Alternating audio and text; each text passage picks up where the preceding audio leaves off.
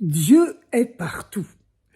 Et même plus que cela encore, Dieu est tout, et tout est Dieu. Dieu est le monde, et le monde c'est Dieu.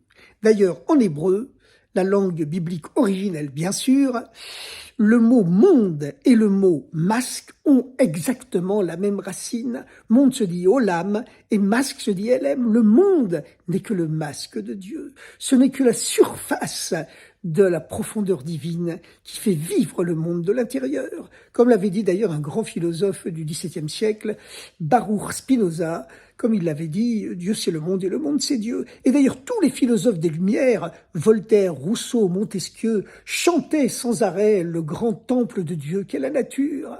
Et même Abraham l'hébreu, le premier juif du monde, lorsqu'il prêchait la croyance en Dieu, le monothéisme aux yeux de toute l'humanité, parce qu'au départ les hommes étaient monothéistes, mais ils avaient oublié le monothéisme. Et le polythéisme, c'était une forme finalement diffractée du monothéisme originel. Abraham, lui, n'a pas été le premier croyant, mais il a réussi à ramener toute l'humanité à la croyance divine originaire, qui était celle de Adam Arishon, le premier homme, l'homme originaire. Eh bien, lorsque Adam prêchait partout la croyance dans le Dieu unique, le retour à la croyance dans le Dieu unique, il expliquait, ce sont les termes précis de la Bible hébraïque, la version originelle donc de la Bible, il prêchait que Dieu est Dieu monde, le Dieu monde. Non pas le Dieu du monde, ce qui aurait introduit l'idée d'une séparation, d'une dissociation entre Dieu et le monde. Le monde existe et Dieu au-dessus du monde, mais pas du tout. Il est écrit dans la Bible, Vaikra Avram Beshem Hashem, Avram proclamait le nom de Dieu, quel olam, Dieu monde. Non pas Dieu du monde, encore une fois, avec l'article indéfini du Ha en hébreu qui introduit la notion d'une séparation entre Dieu et le monde, mais véritablement que Dieu est le monde, et le monde c'est Dieu. Pourtant, contrairement à ce que disait le célèbre philosophe Spinoza au XVIIe siècle, le philosophe qui vivait à Amsterdam, qui était un pays très tolérant à l'époque, où toutes les idées pouvaient se faire valoir, eh bien, contrairement à ce que disait Spinoza, Dieu n'est pas que le monde, il n'est pas limité au monde. Si le monde n'est que Dieu, Dieu lui n'est pas que le monde. Dieu n'est pas seulement immanent, présent à l'intérieur du monde, le nom divin de Elohim, mais Dieu est également au-dessus du monde. Le tétragramme, le nom de Dieu qui s'intitule Yudke Vavke, qui signifie l'être au présent, passé, au futur, ce qui signifie l'être transcendant, au-delà du temps, au-delà de l'espace. Si le monde n'est que Dieu, Dieu n'est pas que le monde, il est aussi au-dessus du monde et au-delà. Maintenant, puisque la Torah, la Bible, le judaïsme et le monothéisme originaire nous enseignent que Dieu c'est le monde et le monde c'est Dieu, c'est-à-dire que Dieu est partout et il est tout, comment se fait-il que ce même judaïsme, cette même Bible, nous demande de construire un temple pour Dieu? C'est dans la paracha de l'offrande, la paracha de la Terouma, où les Hébreux dans le désert sont conviés à construire un sanctuaire précis pour Dieu. À partir du moment où ce sanctuaire est construit, on l'appelle le Mishkan, le sanctuaire en hébreu. Plus tard, il y aura le temple de pierre à Jérusalem. Et c'est Moïse qui, sur l'ordre de Dieu, demande aux Hébreux dans le désert de construire un sanctuaire, alors qu'avant, les Hébreux, comme tous les peuples, pouvaient offrir des sacrifices à Dieu partout où ils le voulaient. Dorénavant, c'est interdit de le faire en dehors du sanctuaire. Alors, on peut comprendre effectivement que le sanctuaire, bon, c'est un endroit précis. Alors, les sacrifices, ce sont matériels. Le sanctuaire, c'est un temple précis matériel. Les deux sont liés. On reste dans la matérialité et c'est normal qu'on puisse concevoir l'idée d'un Dieu qui se dévoile ainsi dans le monde matériel. Mais à notre époque, où le temple de Jérusalem est détruit, il n'existe plus. Comment il n'y a plus que le mur occidental, le seul vestige du temple et bien sûr les ruines du temple qui sont en dessous. Mais comment se fait-il que la Bible nous demande dans nos prières de nous tourner toujours vers Jérusalem, puisque cette même Bible semble se contredire en disant que Dieu est partout? Alors qu'est-ce qu'on a besoin de relier nos prières à un temple, surtout que la prière c'est spirituel? La nature, c'est le temple de Dieu, disaient les philosophes des Lumières après Baruch Spinoza. Pourquoi cette contradiction apparente, puisque Dieu est partout, Dieu est tout et tout est Dieu, il faut absolument construire un temple et se tourner vers lui pour nos prières et offrir les sacrifices à l'époque des sacrifices? Eh bien, écoutez bien la raison, elle est à la fois très simple et très profonde. C'est que le niveau le plus haut ne se dévoile que dans le niveau le plus bas. Bon, c'est connu, hein, pour enseigner des concepts mathématiques ou philosophiques profonds à des gens d'un niveau intellectuel très très moyen.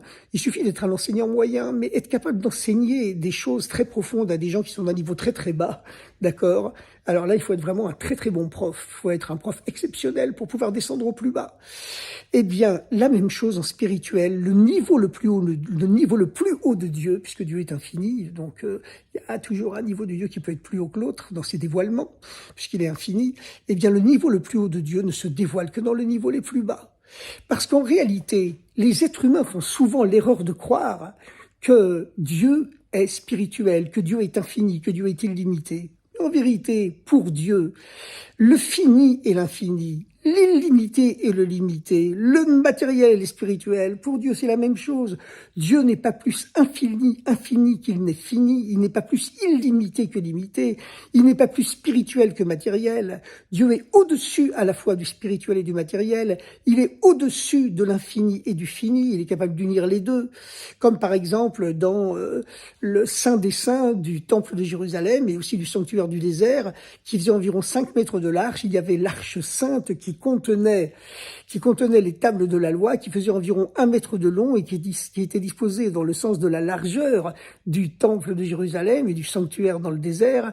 Eh bien, comme le sanctuaire faisait environ 5 mètres de large et que l'arche faisait environ 1 mètre de long et qu'elle était disposée dans le sens de la largeur, lorsque normalement on comptait la mensuration du temps, de la largeur du temple et de l'arche sainte, il y avait 2 mètres depuis la paroi sud du temple jusqu'au début de l'arche sainte qui faisait 1 mètre, en tout ça faisait donc 3 mètres, et puis ensuite on arrivait encore 2 mètres jusqu'à la fin, la partie nord, en tout 5 mètres, puisque l'arche sainte faisait 1 mètre de long.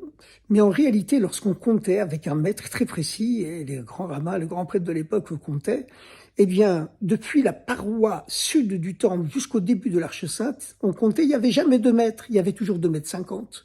Et quand on comptait depuis la fin de l'arche jusqu'à la fin du sanctuaire, au lieu d'avoir de nouveau 2 mètres, il y avait de nouveau 2 mètres 50. C'est-à-dire que l'arche sainte qui contenait les tables de la loi, elle existait dans l'espace tout en ne tenant aucune place dans l'espace. C'était le dévoilement du surnaturel dans le naturel, le dévoilement de l'au-delà de l'espace à l'intérieur de l'espace. Et comme le temps et l'espace sont liés, c'était également le dévoilement de l'au-delà du temps à l'intérieur du temps, de l'au-delà de l'espace-temps à l'intérieur de l'espace-temps. Et d'ailleurs, c'est pas un hasard si Einstein, plus tard, a conçu le concept de la relativité du temps et de l'espace, car brillait au fond de son inconscient, bien sûr, tous les archétypes de l'inconscient collectif du peuple juif amassé pendant des milliers et des milliers d'années. Cette notion de la relativité du temps et de l'espace, elle existait dans le judaïsme depuis toujours, avec cette notion de l'arche sainte qui fait 1 mètre de long, et puis normalement il aurait dû avoir 2 mètres 50 de chaque côté, puisque le sanctuaire faisait 5 mètres de large, mais il n'y avait que 2 mètres de chaque côté. Elle existait dans l'espace, sans tenir de place dans l'espace.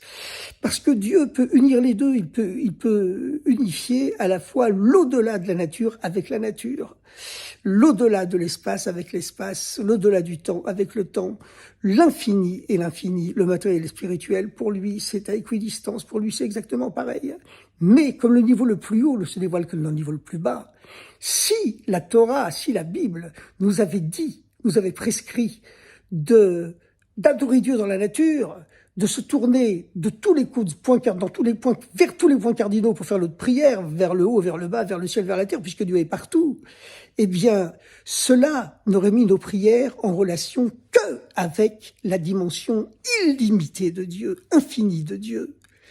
Alors que, comme le niveau le plus haut ne se dévoile que dans le niveau le plus bas, à partir du moment où la Torah, la Bible, nous a demandé de construire un temple précis pour Dieu, fini et limité dans l'espace, cela nous met en contact avec le niveau de Dieu qui est à la fois au-delà de l'illimité et du limité, au-delà de l'infini et du fini. Voilà, c'est la raison pour laquelle il faut un temple pour Dieu qui nous met en relation avec ce niveau de Dieu qui est à la fois au-delà de l'illimité, du limité, de l'infini et du fini, comme le miracle permanent qui avait Dieu dans le Saint des Saints. Et si on avait adoré Dieu dans la nature, sans passer par un temple, eh bien cela ne nous aurait pas permis de construire à l'intérieur de nous, à l'intérieur de notre tête et de notre cœur, ce temple spirituel qui nous met en contact avec le niveau de Dieu qui est à la fois au-delà de l'illimité et du limité, de l'infini et du fini. Maintenant, dans cette essence de Dieu qui est au-delà de tous les noms, au-delà de l'infini et du fini, de l'illimité et du limité, il y a aussi des degrés de plus en plus profonds. Par exemple, dans la création, il existe 4 règnes. Le minéral au plus bas, le végétal plus haut, l'animal encore plus haut et l'humain encore plus haut qui doit élever vers Dieu les 3 règnes inférieurs. Dans le sanctuaire du désert, il n'y avait jamais le niveau le plus bas qui faisait partie du temple, du sanctuaire. Le minéral était absent. Par contre, les charpentes étaient construites en végétal, qui est un règne supérieur, et recouvertes de tentures de peau d'animal. Et puis, il y avait le Kohen Gadol, le grand prêtre, qui représentait l'humain. Mais le minéral, le niveau le plus bas de la création, était absent. De la même façon, le sanctuaire du désert n'était pas complètement limité. Il était nomade, vagabondait sans arrêt dans tous les coins du désert, et même lorsqu'il arrivait plus tard en Terre Sainte, il vagabondait également d'un endroit à l'autre. Il n'était pas prisonnier de limites. Par contre, le temple de Jérusalem, lorsqu'il sera édifié à Jérusalem, ne peut plus jamais changer de place. Et il est construit uniquement en pierre, le niveau du minéral, le niveau le plus bas de la création. Ces 2 caractéristiques du temple de Jérusalem, l'immobilité précise, la limitation précise à un endroit précis, le mont du temple est nulle part ailleurs. D'ailleurs, lorsque le 3e temple sera reconstruit, ce sera à cet endroit précisément, là où il a été détruit. Eh bien, puisque c'est le niveau le plus bas, le niveau du minéral, et qu'il est complètement limité à un endroit précis, il nous met et que le niveau le plus haut ne se dévoile que dans le niveau le plus bas, eh bien, il nous met en contact avec un niveau de Dieu, un niveau de l'essence divine encore supérieur à celui qui s'incarnait dans les limites moindres du sanctuaire du désert qui, lui, était construit dans les niveaux supérieurs de la création, les règnes supérieurs, le végétal et l'animal. Et aujourd'hui, où ce sont simplement les murs de nos appartements, ce sont simplement les tables de nos repas de Shabbat et de nos repas quotidiens qui remplacent le temple de Jérusalem, c'est un niveau évidemment beaucoup plus bas à la fois que le sanctuaire du désert et que le temple de Jérusalem. Et bien, puisque c'est un niveau encore plus bas, il fait descendre un niveau de l'essence divine encore plus haut. Et c'est justement cette dispersion des Juifs à travers le monde et le fait de transformer toutes nos maisons, qu'elles soient en béton, qu'elles soient en pierre ou peu importe, en temple de Jérusalem, en consacrant toutes nos affaires à Dieu à l'intérieur de nos maisons. C'est ce qui fait descendre le niveau de l'essence divine la plus haute, qui permettra la reconstruction du 3e temple, qui apportera la paix universelle et le dévoilement de la spiritualité universelle. Ça ne voudra pas dire que tous les êtres humains seront juifs, enfin pas du tout, nous on est tolérants, on cherche à convertir personne, mais ce sera le dévoilement du Messie que chaque être humain porte en lui et qui se concrétisera sur un être de chair et de sang qui sera le Messie lui-même et qui reconstruira donc le 3e temple de Jérusalem, ramènera tous les Juifs du monde en Terre Sainte, instaurera la paix universelle, la bonté, la gentillesse et le dévoilement de l'essence de Dieu dans la matière du monde entier.